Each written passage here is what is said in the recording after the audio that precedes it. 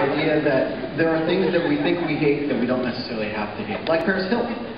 So you think she's this indefensible scourge, an evil pop culture force, but the truth of the matter is she's far more interesting than you think she is, even with the vapid imagery.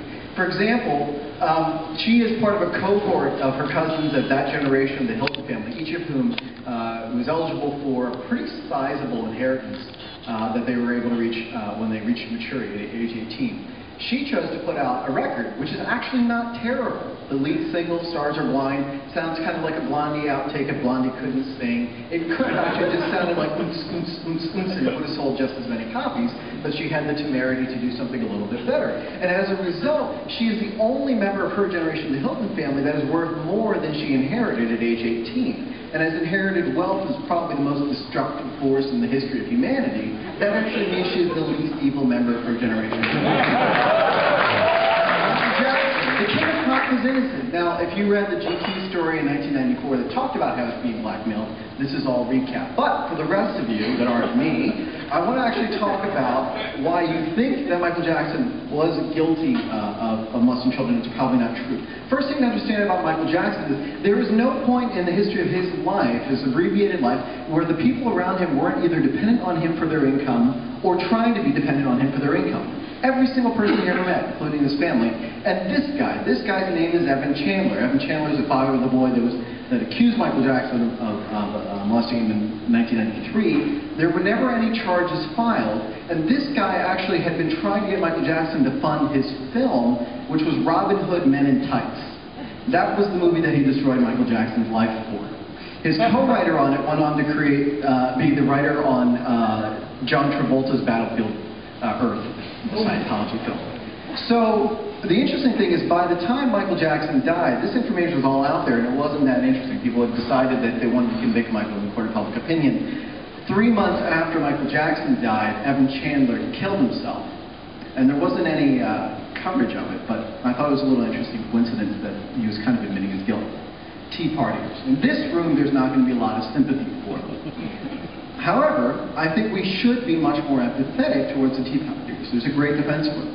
First thing to understand is they are reckoning with change. They're reckoning with massive cultural change. And what they're really trying to do is understand it and slow it down to where they can grapple with it, right? They don't have control of media and all the things that we can do as a lark, where we can get press coverage for what we do. And they're not nearly as partisan as you think they are when you actually engage with them. I've had conversations, I haven't had a chance to go to the Tea Party meetups here in New York yet, but they really are just afraid of a system that they don't understand, that they feel disenfranchised from. And they are overwhelmingly white, right? And they do talk about taking back America, which means going back, in my case to a time before my family was in this country. But what you find they're actually struggling with is a little bit the death of white privilege. Now, it's not completely gone, but they're saying it's not that a black man can be elected president of the United States. It's that a white man no longer will be, right? Barack Obama was the first time that the majority of white people voted for a candidate and they didn't win the presidency. How do you think this guy feels about having that control wrenched from his hands? And the least defensible thing in our culture. I am a big believer in it. I think it has changed culture for the better. And I know this is an unpopular view, especially when people tried out examples of what would the Gettysburg Address have looked like for a PowerPoint presentation, right? And I actually grew up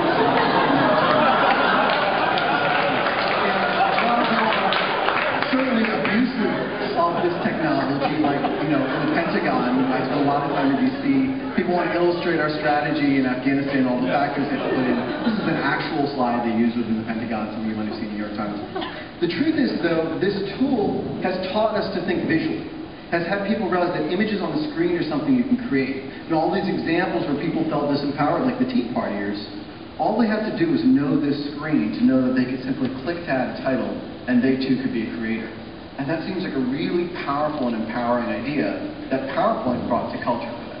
So above all, I want you to think of all these times when you think somebody is wrong and indefensible, and put a couple principles into play of empathy. Take their perspective, follow the money, and see who's profiting from exploiting them, and then base yourself on the facts, and maybe we can all be a little bit more empathetic towards the people we thought were indefensible. Thanks.